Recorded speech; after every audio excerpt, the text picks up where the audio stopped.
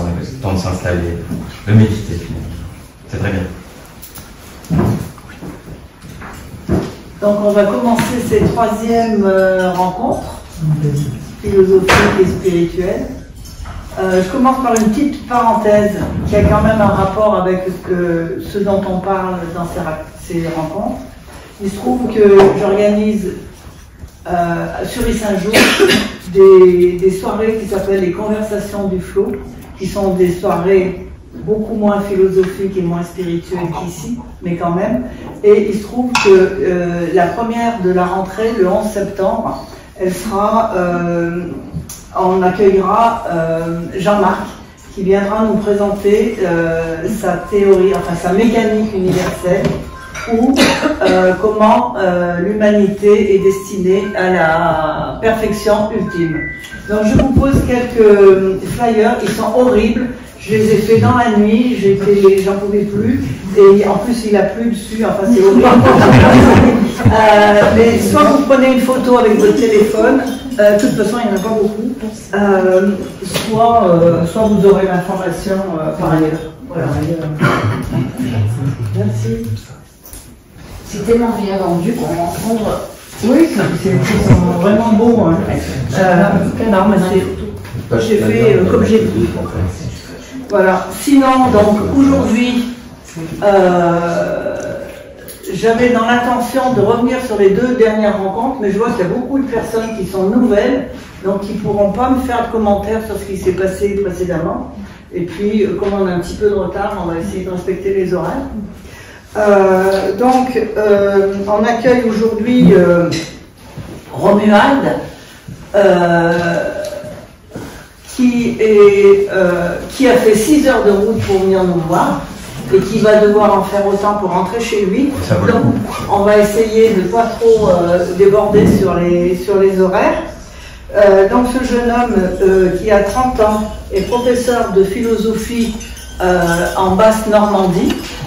Et il a développé une pensée personnelle qu'il a transcrite dans un livre qui s'appelle Le monde comme épopée, comme théogonie. Titre très obscur. Voilà, mais il va nous éclairer là-dessus. Et en gros, si j'ai bien compris ce qu'il m'a dit rapidement, il a... Sa philosophie est un projet d'explication globale du monde et son rapport à la spiritualité et, alors pas à l'actualité, mais au moment, à l'histoire d'aujourd'hui. Oui, c'est ça. Ouais. Voilà, actuelle. Et pour ce faire, elle a effectué certainement de nombreuses recherches qui l'ont amené à lire 3 auteurs donc, qui sont cités dans le petit flyer et sur les renseignements que vous avez eus sur Facebook ou autre. Teilhard de Chardin, Sri Aurobindo et Ken Wilber, qui ont, malgré les apparences, des points en commun.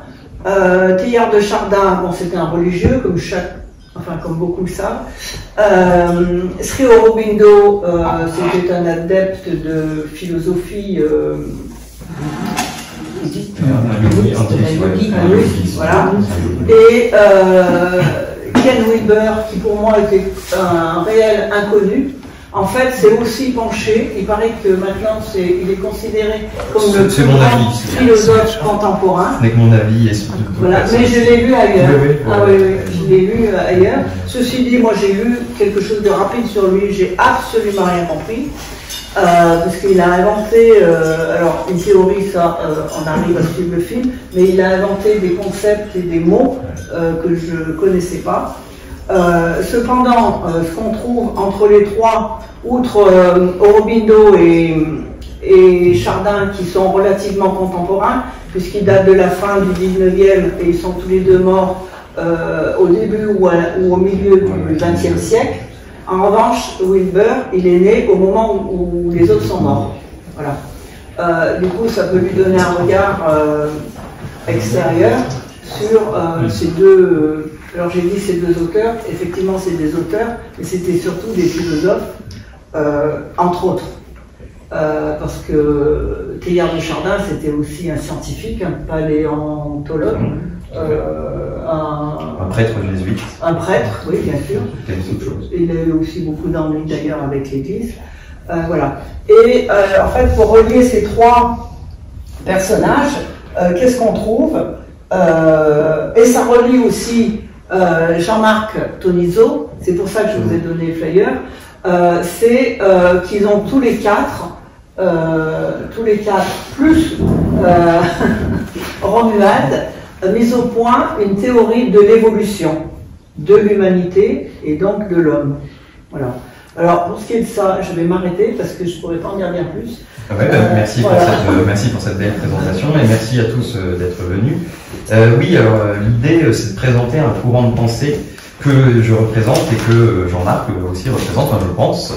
Donc, je vais parler de trois auteurs que je vais présenter. Alors évidemment, parler de trois auteurs en une conférence d'1 heure, ça semble un peu démesuré comme projet. Donc je vais surtout m'axer sur Pierre Teilhard de Chardin et je dirai quelques mots sur les deux autres, Schiller-Aurobindo, Ken Wilber. N'hésitez pas, si vous avez des questions, même pendant la conférence, à intervenir, parce que moi, effectivement, je travaille en lycée avec des élèves de 17-18 ans, et en fait, j'ai l'habitude de beaucoup d'interactivité. Et quand on parle face à une classe et où personne n'intervient, ça peut être vite déstabilisant. N'hésitez pas, si vous avez des questions, même, bon, après, il y a la discussion, n'hésitez pas. C'est quoi ce courant de pensée? En quoi il est original? Ce serait un peu la petite introduction. Après, je vous ferai passer des petits livres pour vous donner, si ça vous intéresse, des idées de lecture.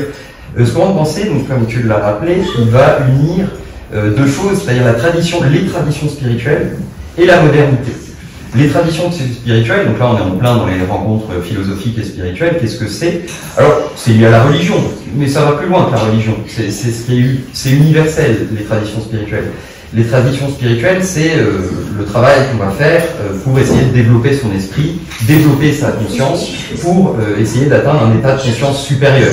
Un état de conscience supérieur, on peut entendre des états où on va avoir un amour plus grand, une joie plus grande, voire même une extase, comme Jean-Marc vient de le dire. Donc ça, c'est le côté spirituel qui va se baser sur des pratiques concrètes.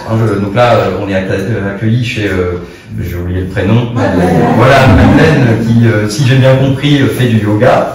Ça fait partie des pratiques spirituelles qui peuvent nous faire évoluer au niveau de notre conscience individuelle. Donc il y a plein de pratiques, il y a la méditation, on parlait du bouddhisme, il y a même la prière, si on est plutôt chrétien. Donc la spiritualité, faut pas la limiter au dogme. Moi je suis chrétien dogmatique, moi je suis musulman dogmatique, c'est quelque chose d'universel qui permet d'élever l'homme, d'élever les individus vers une conscience supérieure. Mais on a dit ce qui fait l'originalité de ce courant, parce que ça, à la limite, c'est pas original. On l'a depuis le début de l'histoire de l'humanité. Ça, c'est la tradition spirituelle qu'on a un peu perdue aujourd'hui. Je pense que vous serez tous d'accord pour dire que notre monde moderne est un peu malade, sans doute d'un manque de spiritualité. Donc, ce que va ajouter ce courant de pensée, justement, c'est la réflexion sur la modernité. Qu'est-ce que c'est la modernité? Alors, Renaissance, siècle des Lumières, on peut remonter assez loin quand même. À un moment donné, c'est l'idée que le monde, de manière collective, plus seulement l'individu par la spiritualité, peut évoluer et s'améliorer.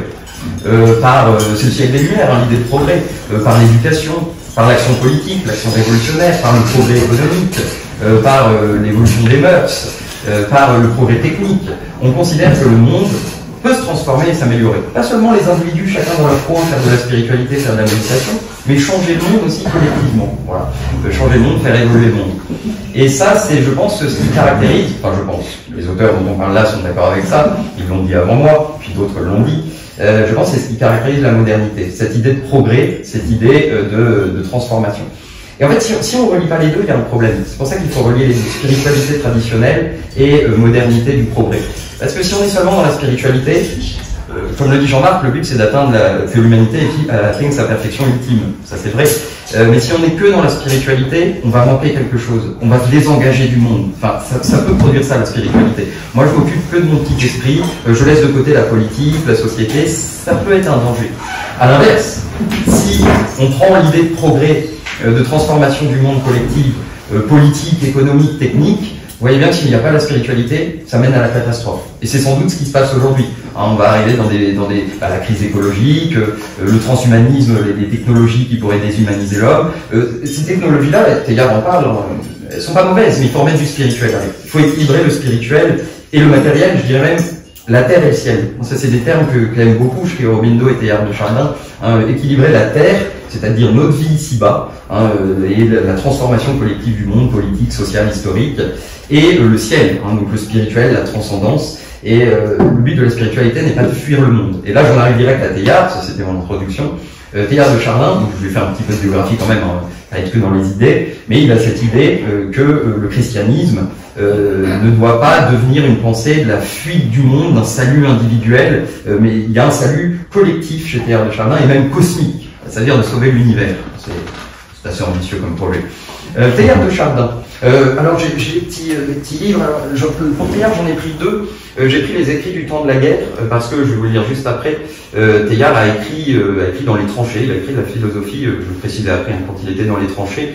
Donc ça, c'est pour vous donner des idées de lecture. Je vous les fais juste passer. Ce livre-là, ce serait pour ceux qui auraient plutôt une fibre poétique, mystique.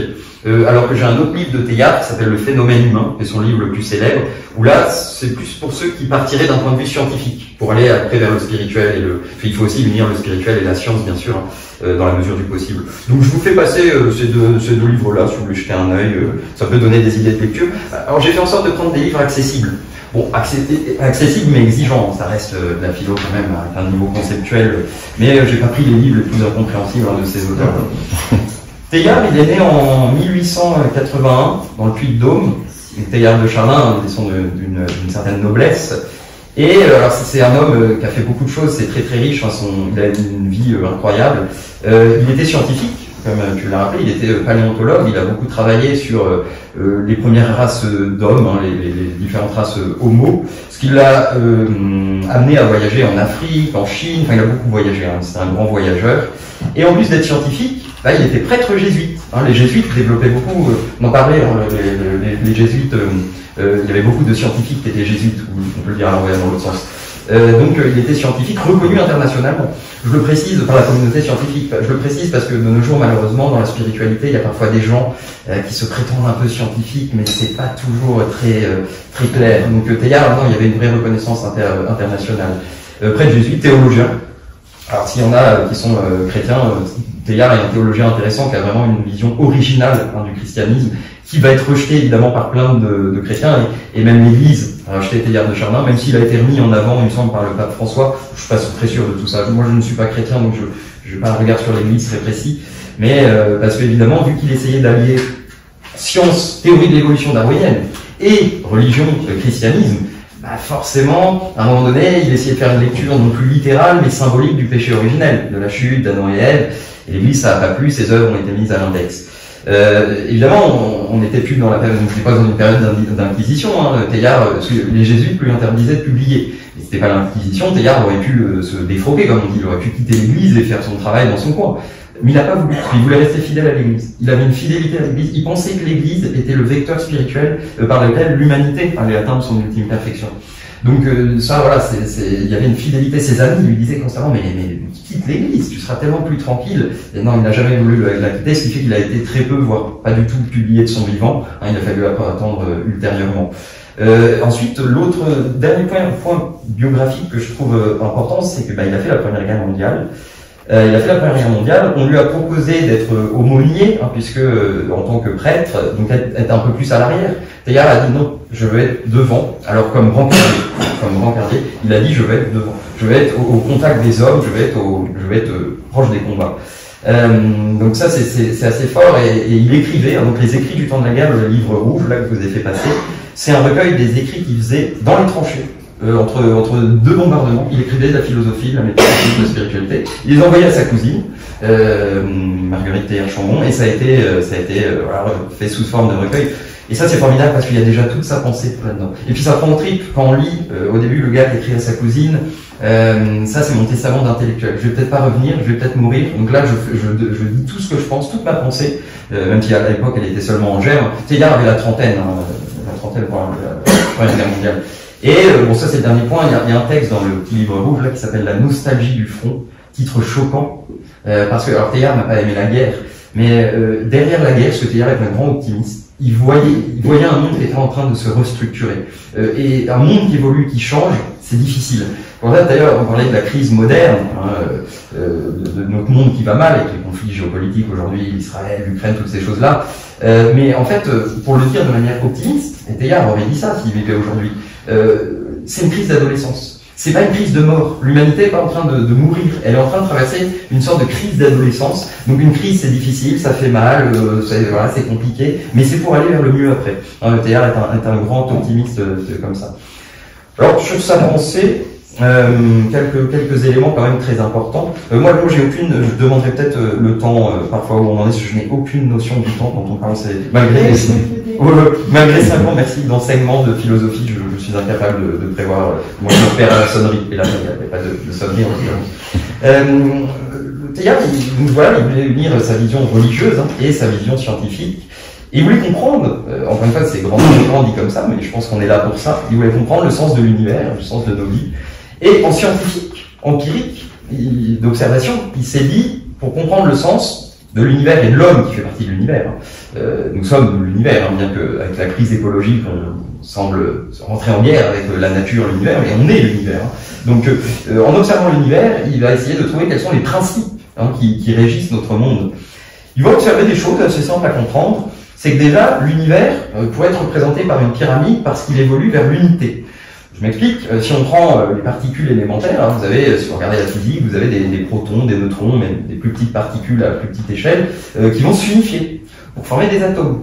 Ces atomes, ensuite, entre eux, vont s'unifier pour former des molécules. Certaines de ces molécules, les macromolécules, vont s'unifier pour former des cellules, on rentre dans le vivant.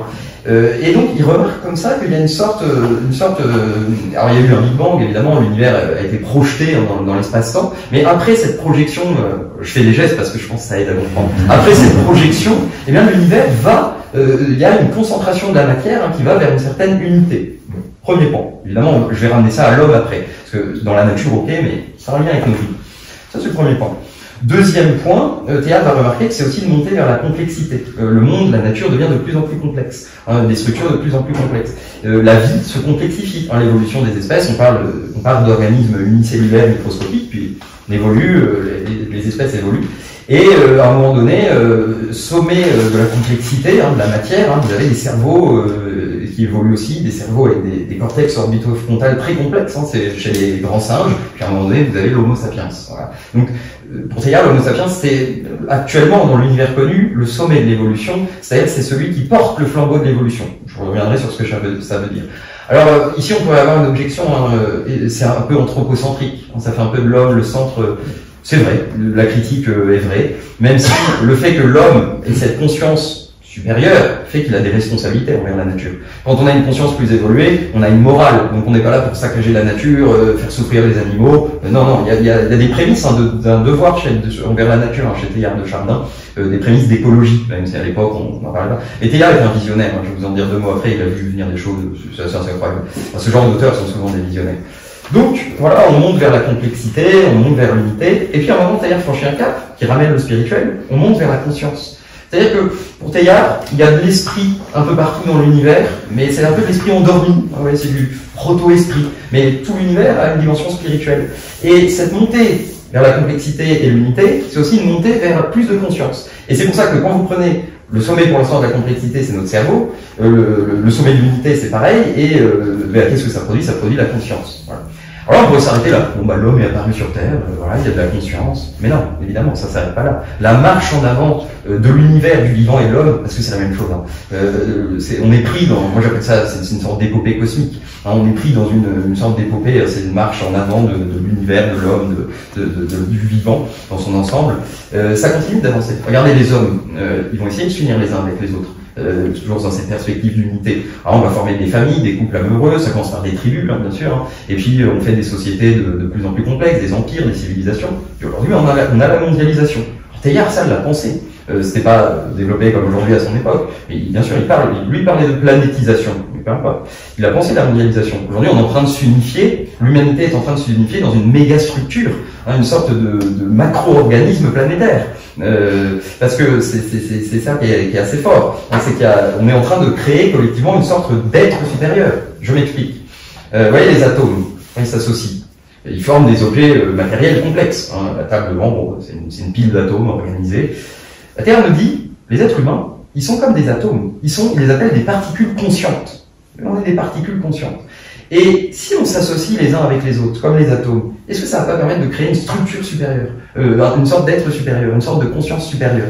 Dans un certain sens, Teilhard nous dit la mondialisation, elle va aboutir à l'émergence d'un esprit. Alors là, on va partir petit à petit dans le mystique. Je préviens des parties de choses empiriques, scientifiques, là, on monte vers le mystique. Il faut relier les deux. On va monter vers une sorte de conscience supérieure. Il y a un esprit de l'univers en tout cas de la Terre, de façon modeste, il y a un esprit de la Terre qui est en train d'émerger à travers la mondialisation, à travers l'action humaine.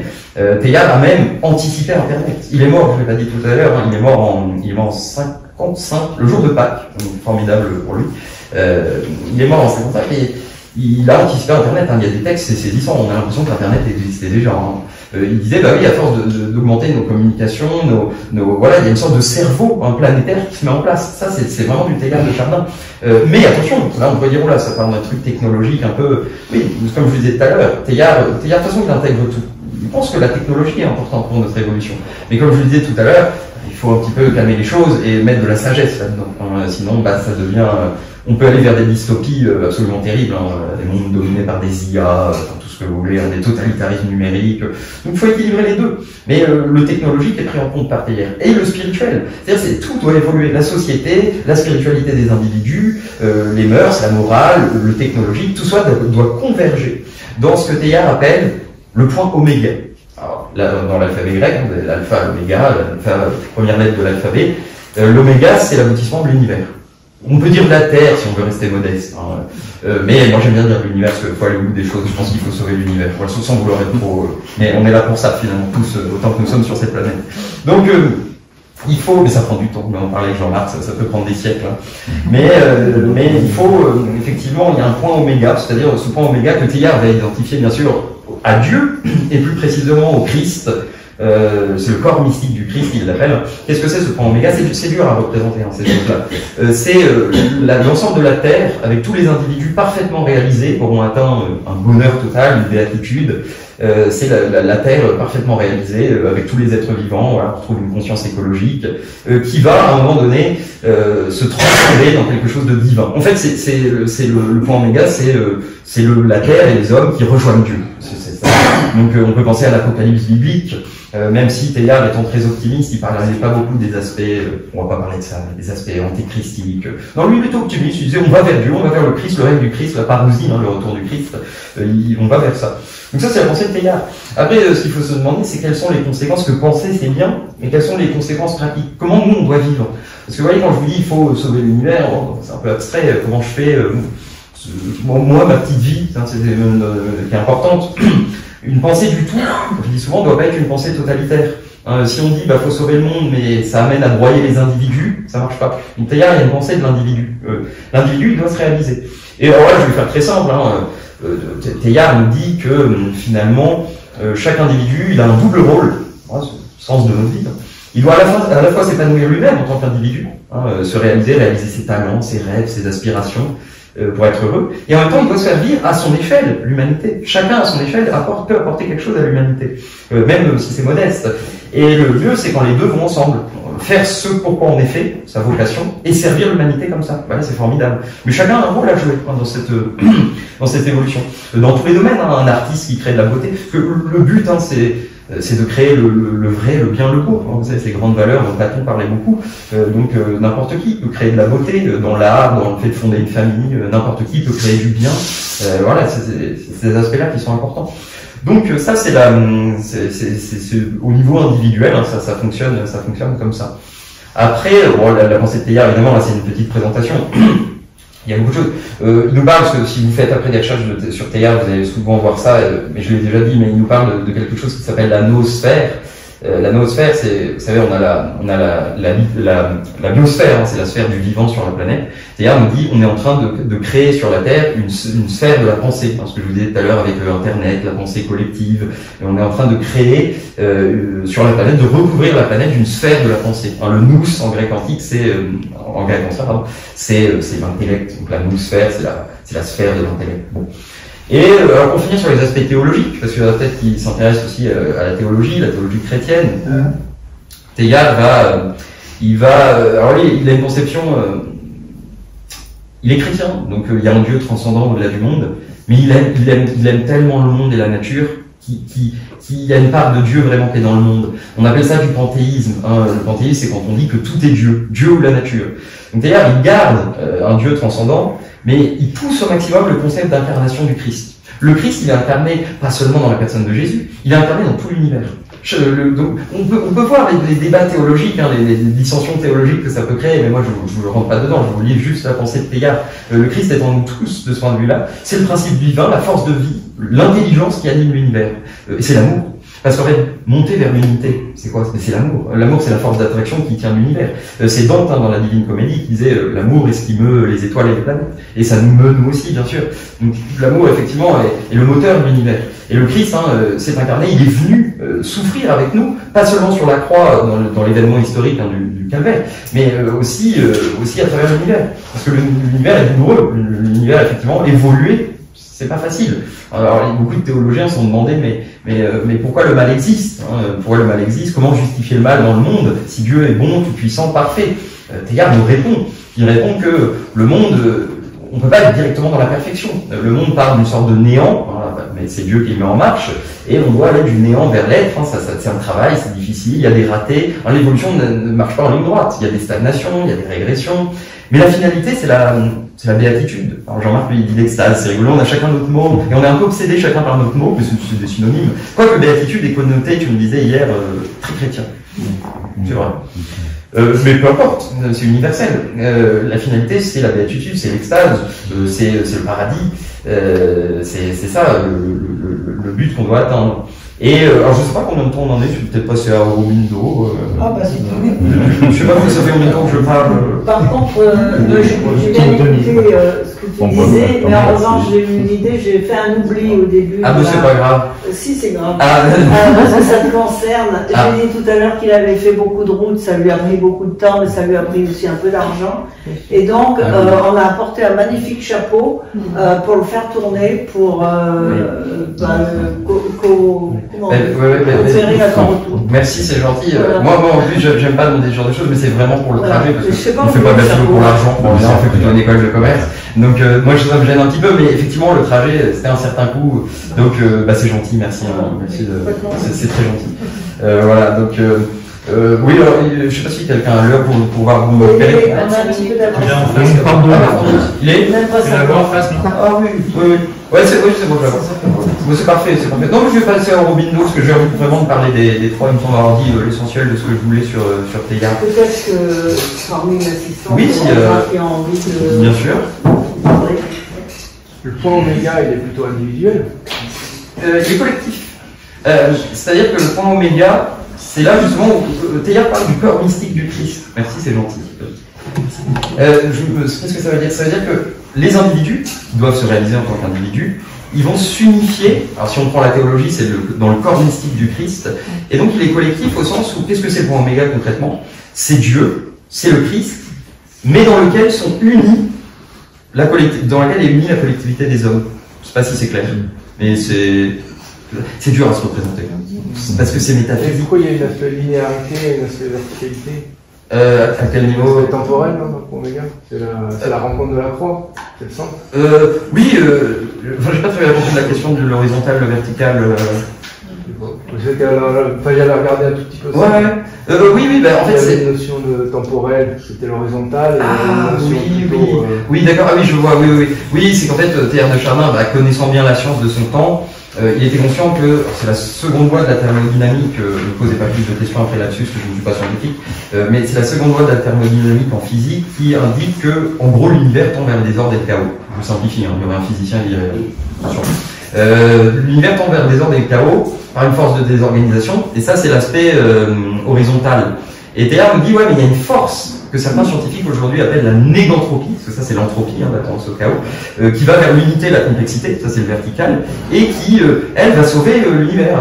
On peut dire qu'il y a une course entre les deux un petit peu. Est-ce que l'univers va réussir à atteindre son but, c'est le but de l'univers, avant que le chaos l'emporte finalement. Il y a une lutte cosmique, moi j'insiste là-dessus. En fait, il y a une lutte cosmique dans l'univers, mais aussi en chacun d'entre nous, ça c'est le spirituel. Les musulmans parlent du grand djihad, la lutte intérieure spirituelle, qui est le vrai djihad, et pas la sainte. Et aussi dans la société, évidemment, il y a toutes ces luttes-là. Qu'est-ce que représente la croix? Teilhard n'a pas, on pourrait l'interpréter comme ça. Teilhard n'a pas parlé tant que ça du symbolisme de la croix, mais en fait, le symbolisme spirituel, c'est super intéressant parce que c'est l'ésotérisme. À chaque fois, on se rend compte que chaque symbole religieux peut être interprété de multitudes, à la limite, oui. C'est plutôt ce que représente la communion, au sens. Ouais, une sorte d'unification. C'est-à-dire l'unité des personnes. Ouais, on peut le penser comme ça. Ouais. Non, mais pour Teilhard, c'est-à-dire qu'elle soit désintégrée. C'est-à-dire qu'elle rentre dans une communion, c'est-à-dire dans quelque chose de collectif. Les enveloppes sont les amis. Merci pour cette remarque, parce que c'est un truc ultra important que j'ai oublié. Parce qu'on pourrait dire l'unité. Attendez, est-ce que ça va pas finir au totalitarisme? Les individus détruits, c'est ça un totalitarisme? Un totalitarisme, il crée une unité dans la société. Mais les individus, c'est fini. Teilhard, c'est là où c'est formidable, c'est peut-être même sa meilleure intuition. Et il nous dit, donc merci pour là. Il nous dit l'union individualiste. Qu'est-ce que ça veut dire? C'est-à-dire que quand on est dans une bonne union, je vais prendre un exemple, eh ben, on va plus se réaliser et plus être soi-même. Au contraire, ça ne va pas nous détruire, ça va nous réaliser. Exemple, le couple amoureux. Le couple amoureux, si on est dans un couple malsain, mauvaise unité, l'un des deux partenaires va potentiellement être détruit. Si on est dans un couple sain, et Teilhard parle du couple, lui il était chaste, prêtre, mais évidemment il pense le couple, eh bien, dans un couple sain, on se réalise plus que si on était seul. Et c'est spirituel, il y a le couple spirituel. Pareil pour la bande d'amis, pareil pour la société. L'image politique marche aussi. Une démocratie, dans l'idéal, elle unifie la société en permettant à chaque individu d'être lui-même. Donc, c'est très important, il y a la bonne et la mauvaise unité. Et la mauvaise unité, c'est l'uniformité. Tout le monde devient pareil, totalitarisme. Donc vraiment, merci. Je me suis à d'autres questions, sinon on enchaîne sur notre ami Aurobindo. Eh bien, alors Aurobindo, donc, alors, je vous ai pris un livre.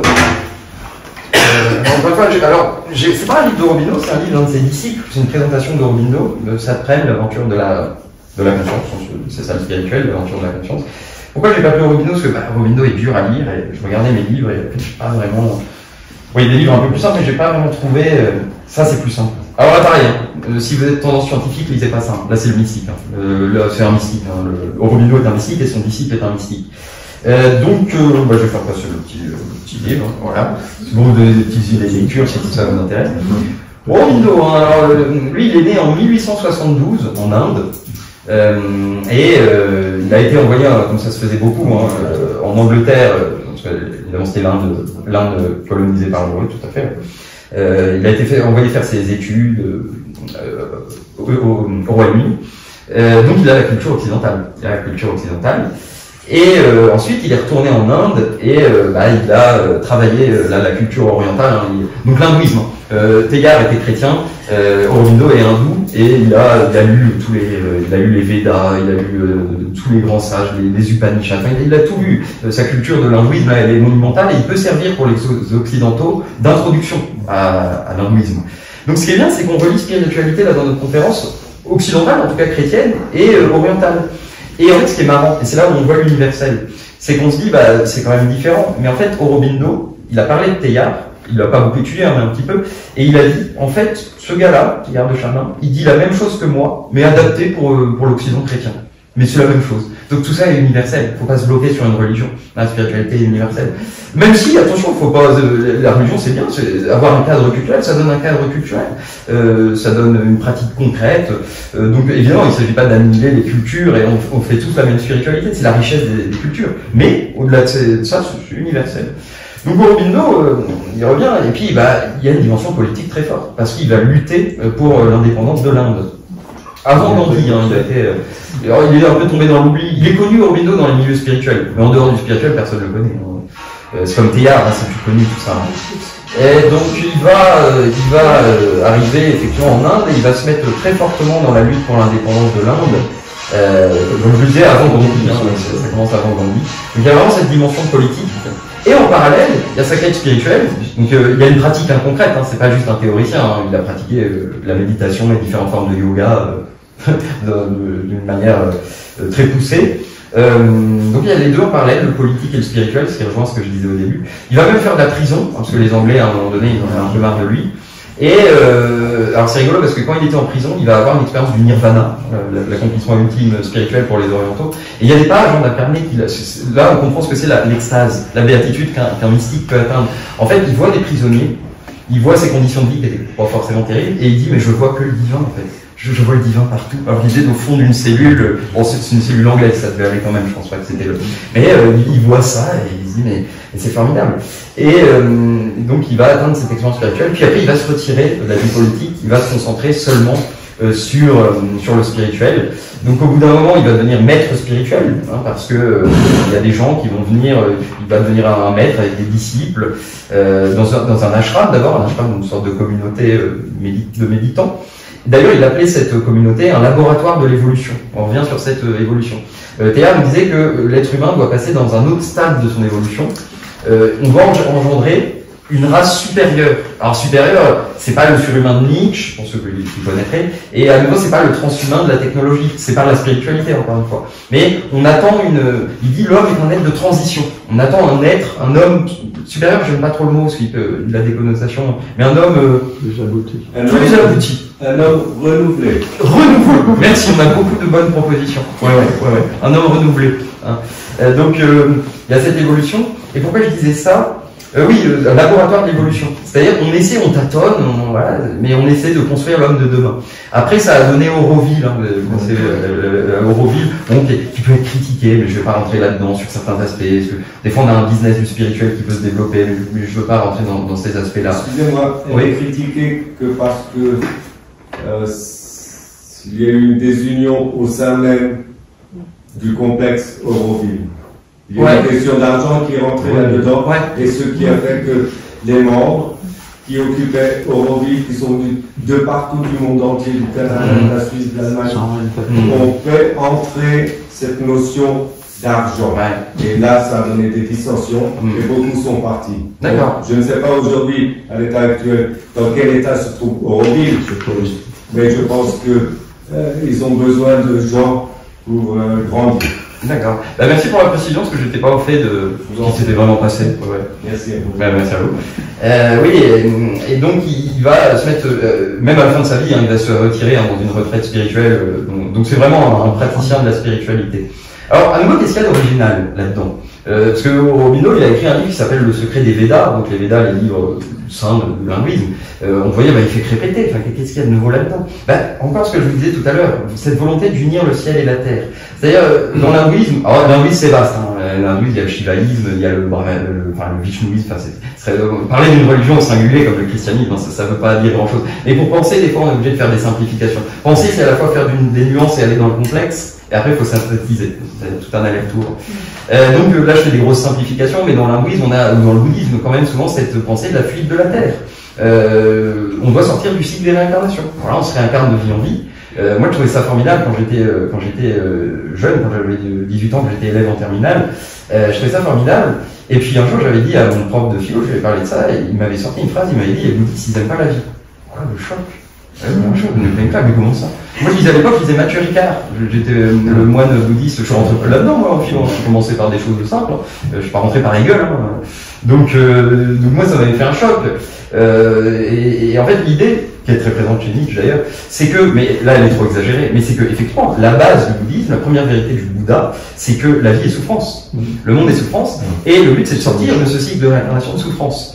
Bon, après, là où les bouddhistes sont plus malins, et en fait, c'est qu'à un moment donné, on se rend compte que le nirvana, c'est-à-dire le monde spirituel, désolé, ça devient, et le monde terrestre, matériel, le samsara, en fait, les bouddhistes finissent par dire que c'est la même chose. En fait, on peut être, Nirvana, excusez-moi, Nirvana, si je peux me permettre. Nirvana et samsara ne sont pas pareils, ça ne signifie pas la même chose. Non, bien sûr, bien sûr. Samsara est le cycle, soi-disant, des réincarnations, bien sûr. Pas? Et le nirvana est un état d'évolution, et surtout, avant tout, un état de conscience. Bien sûr, évidemment. Et quand vous parliez du Christ tout à l'heure, je vous citais une parole où il dit à ses disciples, en vérité, je vous le dis, je suis en vous et vous êtes en moi.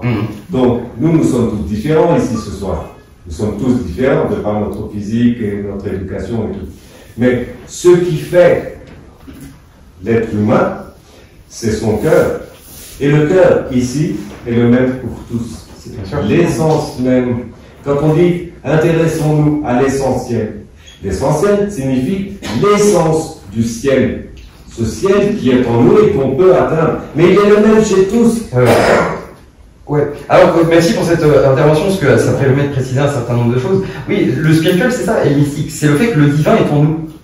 Et on le retrouve, c'est la nature du Bouddha, c'est la nature christique, le divin est en nous. Et vous avez tout à fait raison, hein, le samsara, c'est le cycle des réincarnations, le nirvana, c'est l'état de conscience d'éveil. Mais ce que je voulais dire, hein, quand je dis que c'est identique, c'est que les bouddhistes finissent par dire qu'on peut être dans l'état de nirvana dans le samsara. C'est pour ça que on peut avoir l'état de conscience d'éveil. C'est pour ça que je mettais un bémol à ce que j'avais dit avant. Les bouddhistes, ils détestent pas la vie. On peut atteindre l'éveil dans le monde. D'ailleurs, le bouddhisme, je trouve ça magnifique. Il y a le concept du bodhisattva dans le bouddhisme. On a dit là juste avant, le but c'est de sortir du cycle des réincarnations. Ça, c'est encore le truc que moi j'appelle s'enfuir et s'enfuir du monde presque lâchement. Les bouddhistes disent, le bodhisattva, c'est dans le bouddhisme mahayana essentiellement, ils vont faire un serment. C'est que quand ils ont atteint l'éveil, ils vont continuer. Il peut partir, mais il ne veut pas partir tant que les autres ne sont pas arrivés. Voilà, il veut sauver tout le monde. Ça, c'est le travail du bodhisattva. Voilà. Il est en pleine conscience, il a atteint l'ultime préscience, mais il ne part pas. Alors qu'il le pourrait, s'il voulait partir, il s'allongerait quelque part et il mourrait. Bien sûr. Il peut mourir comme ça. Bien sûr. Et pour en revenir à Jésus, plus loin, quand il dit à ses disciples, je vous le dis, vous êtes en moi, je suis en vous, je suis Dieu, autrement, il est ce qu'il est et je suis ce que je suis. En vérité, je vous le dis, si je suis Dieu, vous êtes tous des dieux. Bien sûr, bien sûr. Mais Bergson disait, l'univers est une machine à faire des dieux. C'est magnifique. Exactement. Et nous sommes tous des dieux à partir du moment où nous grandissons et où nous accédons à une autre connaissance, à une autre perception de l'être humain. Bien sûr. Ah non, mais l'être humain n'est pas là pour rien. Non, bien sûr que non. Et de plus, la réincarnation, ça existait à l'époque. C'était une façon de dire aux gens, si tu fais ceci pendant ta vie, cela, tu seras réincarné en chien ou en cochon. C'était pour justement empêcher d'une certaine façon les gens de faire le mal. Tout à fait. Ouais, non, complètement, vous avez entièrement raison. Et non, c'est des précisions très importantes. Donc voilà, vis-à-vis du bouddhisme. Donc lui, Aurobindo, ce qu'il veut amener en plus, même si c'était déjà théorisé, on n'invente jamais vraiment rien de totalement nouveau, il veut remettre en avant le fait que, et là ça pourrait faire penser au yoga, c'est très lié, le fait qu'il faut aussi intégrer la matière et le corps dans le spirituel. Encore une fois, le but n'est pas de s'enfuir dans un monde spirituel, divin, déconnecté, désincarné. Il faut que le spirituel permette de transformer le corps. Transformer le corps, l'humanité, faut une spiritualité incarnée. Ça, c'est Aurobindo en une phrase. Une spiritualité incarnée dans la matière, transformer le corps, transformer l'humanité. On rejoint des choses qu'on a déjà dit avec Théa. C'est un courant de pensée. Et pour ça, il va développer ce qu'il appelle le yoga intégral, donc où il va essayer d'unir toutes les traditions spirituelles, les pratiques spirituelles, pour faire une sorte de pratique spirituelle ultime dans laquelle on transformerait l'esprit, le corps, les émotions, l'inconscient, un truc complet quoi. Bon, ça va dans des conséquences mystiques où ça part très loin, donc ça, oui. Excusez-moi, pour ceux que ça intéresse, il y a un livre de Sri Aurobindo qui s'appelle La synthèse des yogas. Ouais. Donc c'est un bon millier de pages. C'est un bon millier de pages à lire. Ah oui. Aurobindo, il a des œuvres, il a écrit des milliers de pages. Mais il passait, à un moment, les gars, ils deviennent des surhommes, en fait. Ils dormaient très peu, ils font même plus d'efforts, hein, c'est ce qu'on disait avec Jean-Marc. Ils se laissent porter par le Tao, hein, on dirait dans le Tao, il y a le divin qui agit à travers eux. Ils écrivaient toute la nuit, ils dormaient quasiment pas, c'est des machines. Hein. Ils lisent des livres en une heure, ça, ils vous le lisent, et même pas, et après, ils connaissent. C'est-à-dire, c'est pas de l'apparence, ils connaissent le truc. Non, il y a un moment, c'est surhumain. Et Aurobindo, l'aboutissement, alors je vous le dis quand même parce que peut-être qu'il y en a qui s'intéressent à ça, peut-être que d'autres s'opposent à ça, mais il y a après tout ce qui va concerner les choses un peu plus occultes, qui représentent des choses paranormales, c'est que l'aboutissement, c'est qu'il y a quand même chez Aurobindo une transmutation du corps par l'esprit qui va arriver, alors dans combien de temps on ne sait pas, une régénération des cellules, le corps lui-même, l'énergie divine va descendre. Le but chez Aurobindo, c'est de faire descendre l'énergie divine, qui d'ailleurs est féminine, mais bon, je ne vais pas rentrer dans tous les détails, c'est la Shakti, parce que le dieu au niveau céleste, hein, qui reste en haut, ça serait plutôt le masculin, et la force divine qui descend en bas, ce serait plutôt, je simplifie encore une fois, et une force féminine. D'où l'important de ramener aussi le féminin en avant dans notre époque moderne, comme on le fait, même s'il y a encore bien sûr toujours du travail, parce que ça fait partie de l'évolution de l'humanité. Donc le corps lui-même va être imprégné de cette lumière, cette béatitude divine, et là où ça devient mystique, voire même occultisme, c'est que même les cellules du corps vont être transformées. En fait, l'aboutissement, c'est le corps glorieux, hein, qu'on trouve aussi dans le christianisme, un corps qui ne tombe pas malade, mais qui ne sont pas malades, qui ne meurent pas. Et encore une fois, c'est le pôle opposé du transhumanisme. Oui. Nous sommes des prototypes. Pardon. Nous sommes des prototypes. Oui, bien sûr, la nature tâtonne et nous sommes des sortes de prototypes.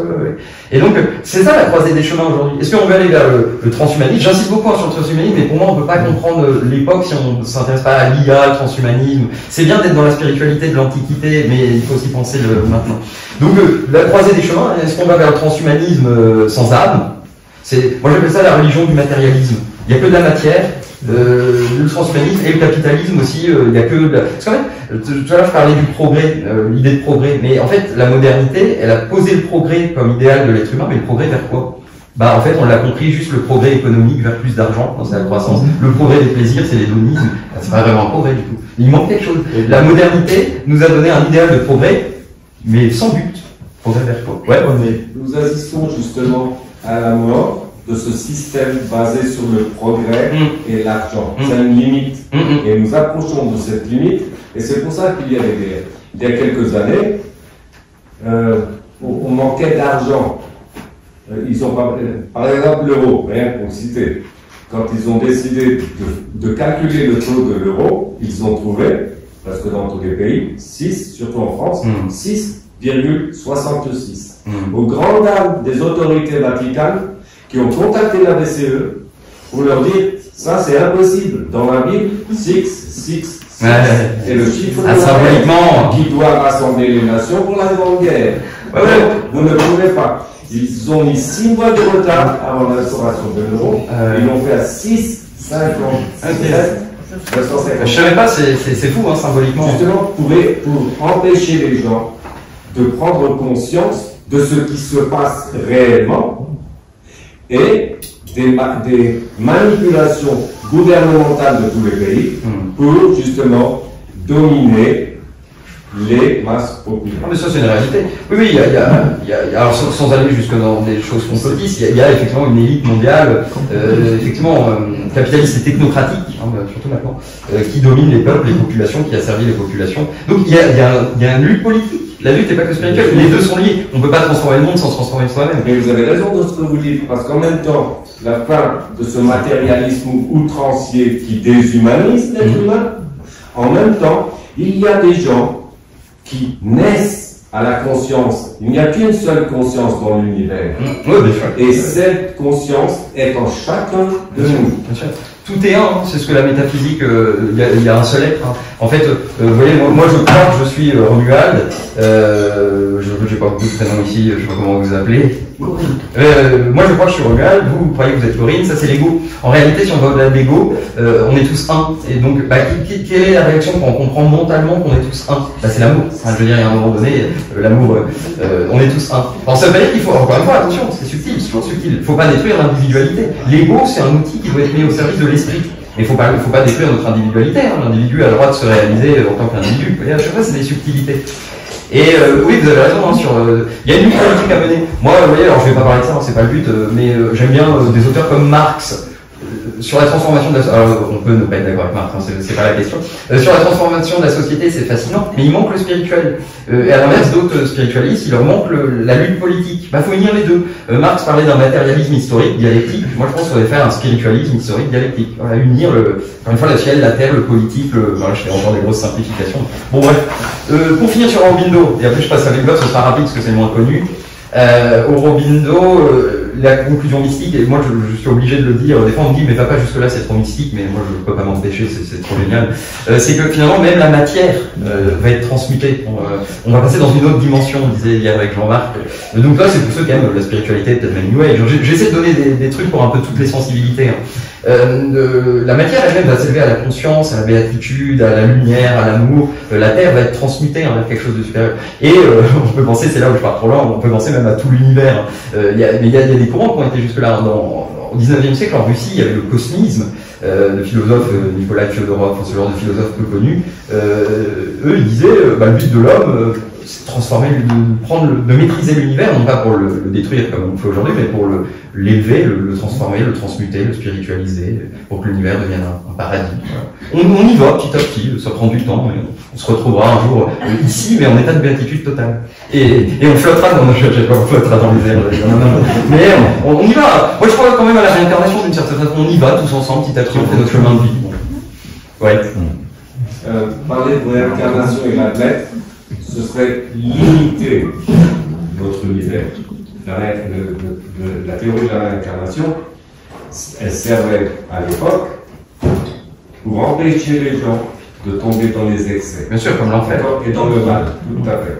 Quand on parle de religion, par exemple, depuis Abraham, on peut citer Abraham, Moïse, Bouddha, Krishna, Zoroastre, Jésus, Mahomet. Mahomet dit à ses disciples, ce que je vous dis, ce que je vous apporte, Abraham, Moïse et Jésus l'ont dit et vous l'ont dit avant moi. Je ne fais que répéter ce qu'ils vous ont dit pour ne pas l'oublier. Ensuite, la différence des religions, les religions sont différentes parce qu'elles apparaissent à des endroits déterminés, à des époques déterminées. C'est la seule différence. Mais ça, heureusement, toutes les religions sont une seule religion. Mais vous devez être un lecteur de René Guénon. Indivisible. Vous devez être un lecteur de René Guénon.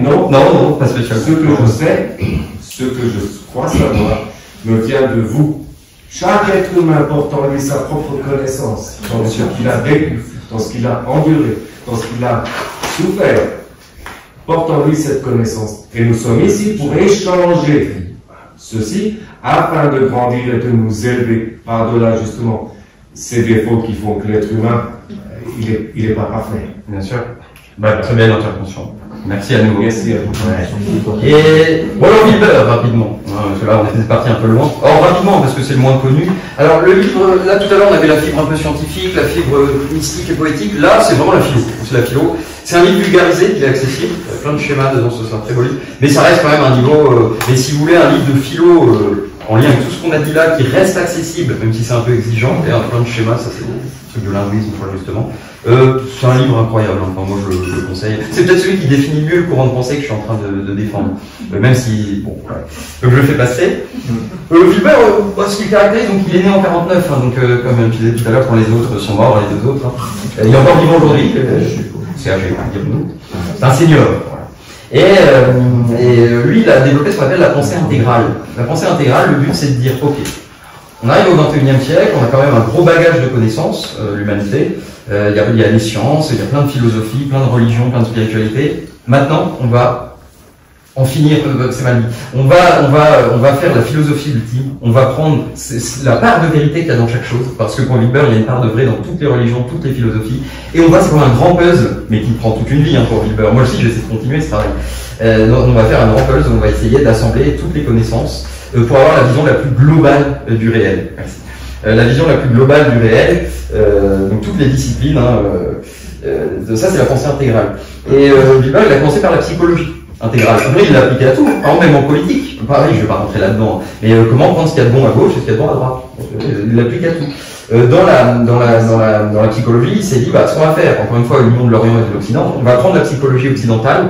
Il aime beaucoup la psychanalyse, ça c'est beaucoup critiqué aussi de nos jours, mais moi je trouve ça intéressant. La psychanalyse, Jung, Freud, la psychologie du développement Piaget, la psychologie humaniste, et en plus on va relier ça après avec la spiritualité orientale ou même religieuse d'Occident, et on va essayer de montrer comment, compréhension globale de l'être humain, comment l'être humain fonctionne. Moi je trouve qu'il a réussi.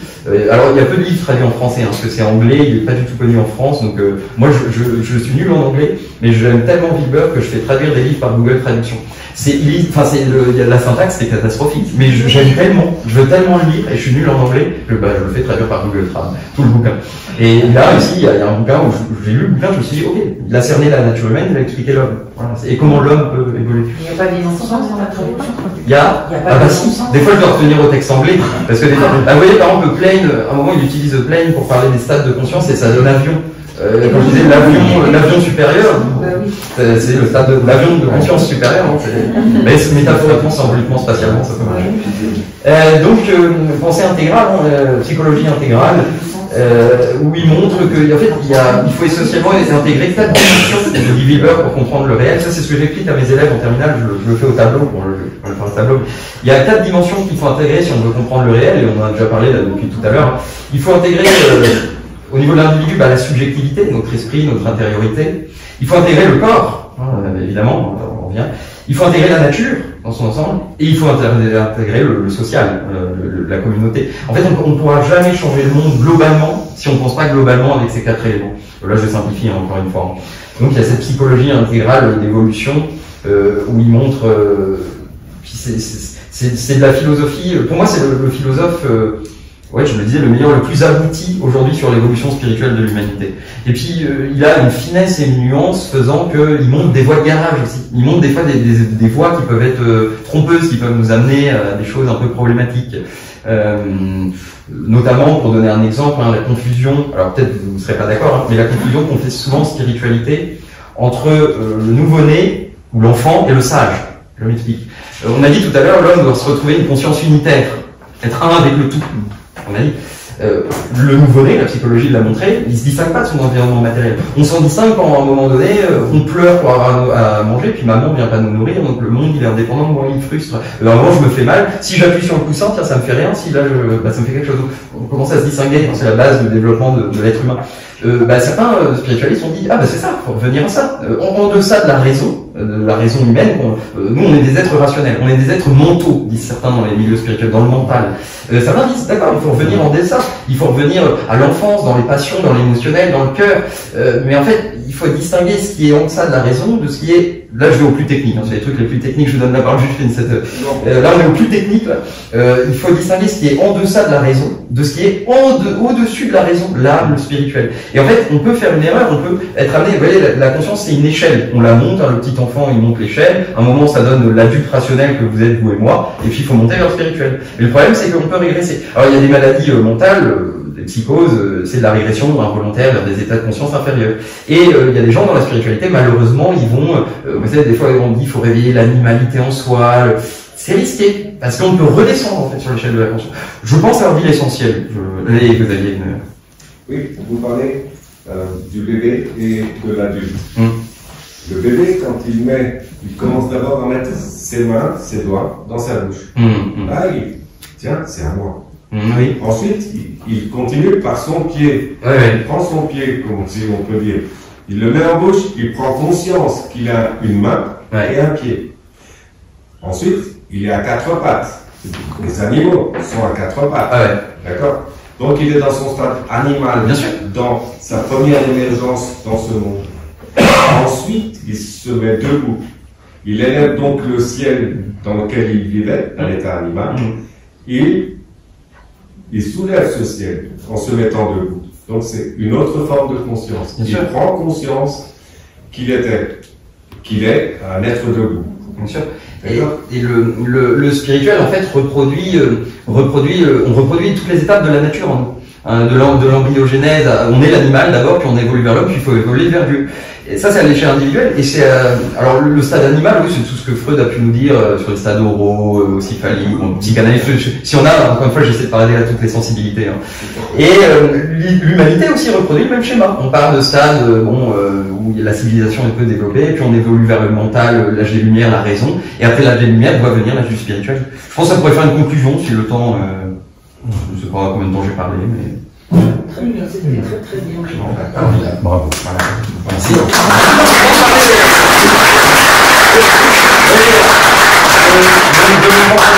Alors, parce que moi j'ai écrit un livre. Bon, alors, je vous le dis d'emblée, il n'est pas trop vulgarisé, donc en vrai, je détruis mon propre travail. C'est un bon livre de philosophie, mais c'est un peu pesant, c'est conceptuel. Il y a une première partie, c'est de la métaphysique pure, c'est très conceptuel, même si j'ai écrit le plus simplement possible. Je déteste la philosophie écrite volontairement de manière complexe. Et une deuxième partie un peu plus spirituelle, mystique. Mais bon, je vous en parle pas. Il y a un dialogue de vulgarisation à la fin. Donc tout ce que je vous ai dit là, je le résume en une 60aine de pages. Ça c'est pas mal. C'est de l'auto-édition. Là, je suis en train de le rééditer parce qu'il y a des fautes d'orthographe, il y a pas mal de fautes d'orthographe. Il y en avait même une sur la 4e de couverture aussi. Quand j'ai vu ça, je me suis dit, comment c'est possible? J'ai revu 50 fois le truc. Donc, je suis en train de le rééditer. Donc, si ça vous intéresse, en fait, c'est un nouveau livre qui va sortir, on peut le dire comme ça, hein, dans une dizaine de jours, parce que là, vraiment, c'était très problématique. Donc, ça, c'est mon travail personnel. J'essaie de continuer les travaux des penseurs dont on a parlé. Tu m'avais posé une question très pertinente tout à l'heure, pourquoi faire une nouvelle pensée si on a déjà tous ces outils? Et ma réponse, parce que moi je prétends pas faire mieux que ceux dont j'ai parlé, hein, les petits, nous, à côté, ma réponse c'est que, en fait, il faut qu'il y ait le plus de versions possible de ce courant de pensée, parce que ça dépend encore une fois des sensibilités des gens. Peut-être un, il va être touché par Teilhard, il y en a un, il va être touché par Jean-Marc, la façon dont il fait les choses. Il y en a un, peut-être, j'espère, il va dire, ça c'est bien.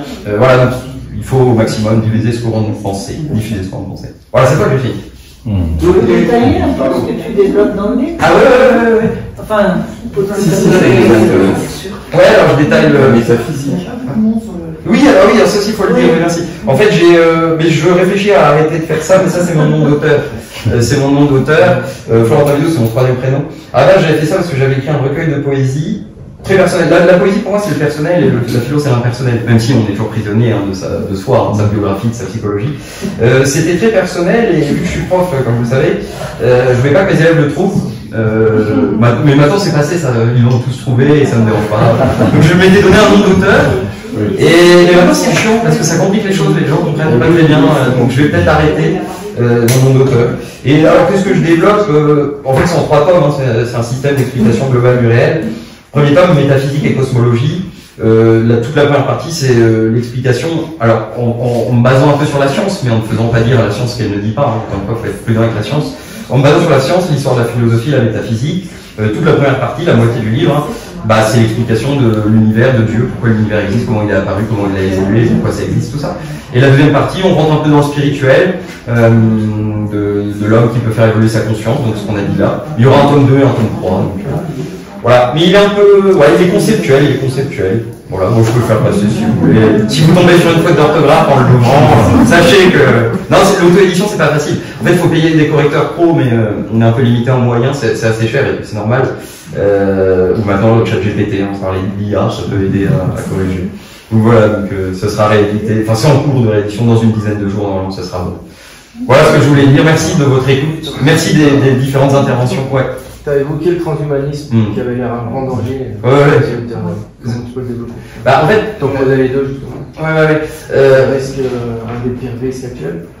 En fait, encore une fois, c'est subtil parce que le transhumanisme, c'est une idéologie. Les technologies propres au transhumanisme, on peut essayer de les penser, d'intégrer ça dans une évolution spirituelle. Wilber le fait très bien. Il a écrit un bouquin, il n'est pas traduit en français, de 900 pages, qui s'appelle La religion de demain. Tout ce que je vous ai dit là, il intègre tout, le technologique, le spirituel. Et pour répondre, l'idéologie est dangereuse parce que c'est une idéologie déjà matérialiste, capitaliste, productiviste. Le but, c'est d'améliorer l'homme pour faire un homme augmenté, dans un plus productif. De quoi? Dans un but précis. Par un plus productif. Et il y aura, vous savez, ce serait évidemment les riches qui vont pouvoir être des hommes améliorés. Il y aura l'homme amélioré et l'homme diminué. Le pauvre, le prolétaire, l'homme diminué, l'homme amélioré. Et vous savez, les nobles dans l'Ancien Régime prétendaient être supérieurs, littéralement, intellectuellement, physiologiquement au peuple, ce qui était faux. Mais là, ça deviendra vrai. Les dirigeants, ils seront vraiment plus intelligents, parce qu'ils auront des puces dans le cerveau. Qu'est-ce que vous en pensez? Mais c'est un problème, je dis pas ça comme ça. Oui, c'est une question, on pourrait faire toute une conférence. Non, je sais pas ce que vous en pensiez, c'est bien si vous... Mais ça m'interpelle beaucoup, cet homme augmenté. Ah oui, mais c'est un enjeu... C'est pour ça, alors on fera peut-être... Le transhumanisme, il n'y a plus de libre, tu perds l'homme plutôt. Tu perds l'homme? Ouais, tu dis un homme économique, juste comme tu l'as dit, exactement. C'est matériel. C'est la phrase, la religion. En fait, la religion... Pardon. Non, pardon. La neuroscience, c'est un peu transhumanisme. Oui, parce qu'elle va servir à développer les technologies, couplage du cerveau à l'ordinateur, elle va servir à développer tout ça, bien sûr. L'informatique, les neurosciences, les biotechnologies, enfin toutes ces disciplines. Mais c'est dangereux parce que au niveau politique, les systèmes de contrôle totalitaire que ça peut faire, puis l'homme déshumanisé, enfin l'homme robotisé, complètement, là on peut faire n'importe quoi.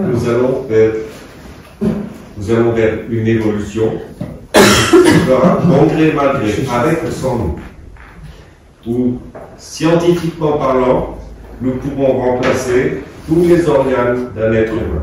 La Bible en parle en disant, à cette époque-là, celui qui vivra jusqu'à 150 ans voudra dire qu'il est mort jeune. Donc, on va développer une science de l'homme et on va pouvoir changer les yeux, la race, le foie, les reins, le cœur. On va arriver à cet état de connaissance.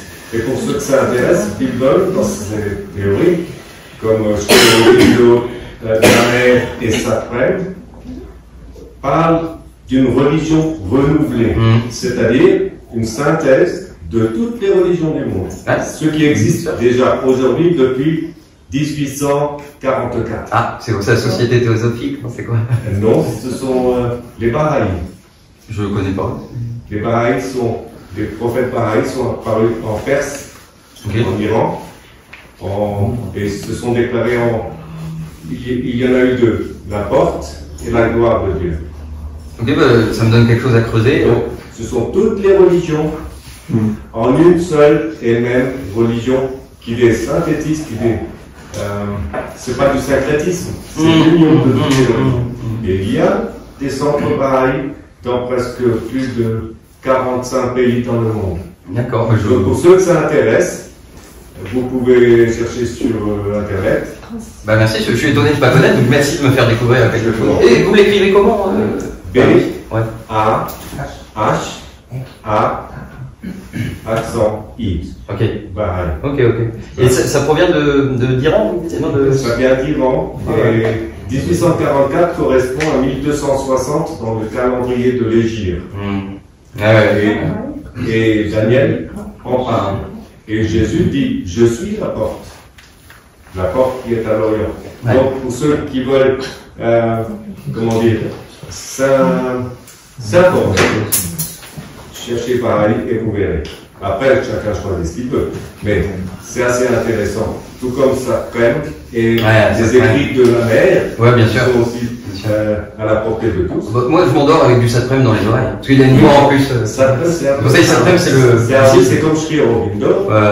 Si on le prend comme ça, c'est ardu. Il faut quelqu'un pour nous guider la lecture de Sri Aurobindo et de Saprème.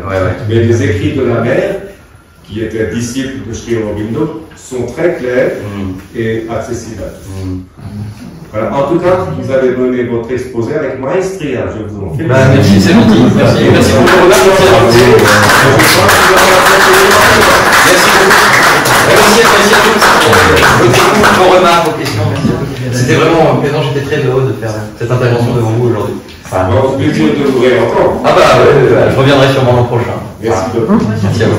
Juste vous dire, quand vous dites en fait que on dit le féminin, féminin, c'est vrai que moi je suis entourée de jeunes générations aussi et des fois on entend parler de Yel. Donc en fait ça aussi c'est des transformations qui sont en train de se faire où un jour peut-être hommes et femmes seront qu'un. Enfin, je sais pas. Vous avez raison, Gab. Bravo. Alors là vous lancez une question politique et polémique mais très intéressante. On vous dit dans la jeunesse. Et Dieu créa l'homme, il créa Adam, d'eau et de terre.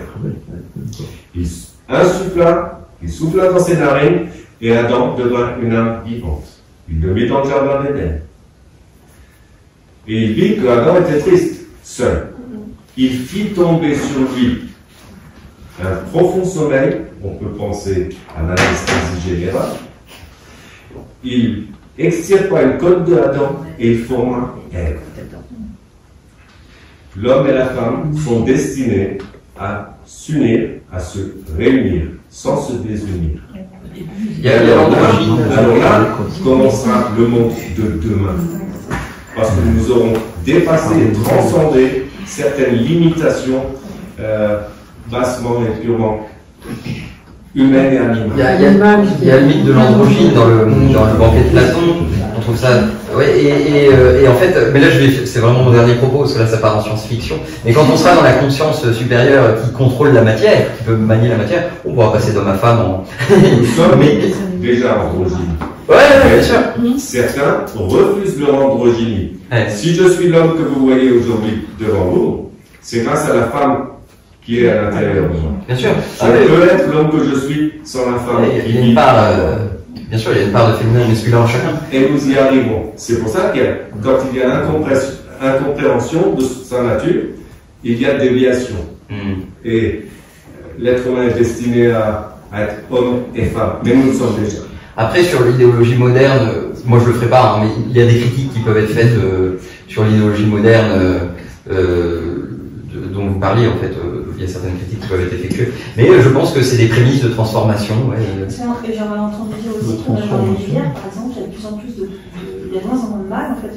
Les oestrogènes, par exemple, prennent le dessus, en fait. Donc il y a quand même une féminisation. Il y a une féminisation. Dysphorie. On peut parler de dysphorie de genre. Ouais, dysphorie de genre. L'explication est là. Non, mais il faudrait faire une conférence, là. C'est passionnant. Bien voir avec plaisir. Merci beaucoup. Merci à vous. Merci. Merci. C'est plaisir de vous revoir. Merci.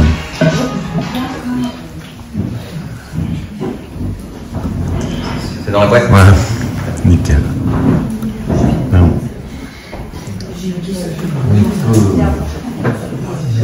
J'aimerais bien savoir comment vous avez arrivé ici.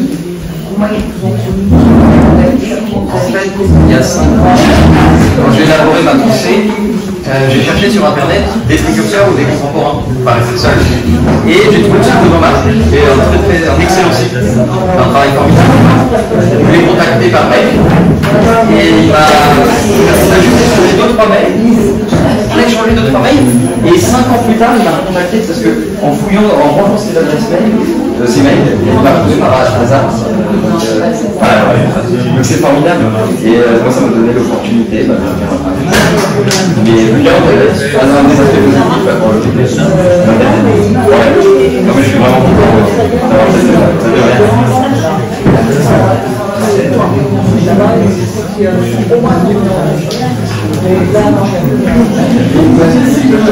Allez, merci beaucoup. Merci beaucoup à ceux qui font des dons, c'est vraiment très gentil pour mon autoroute, vraiment c'est gentil.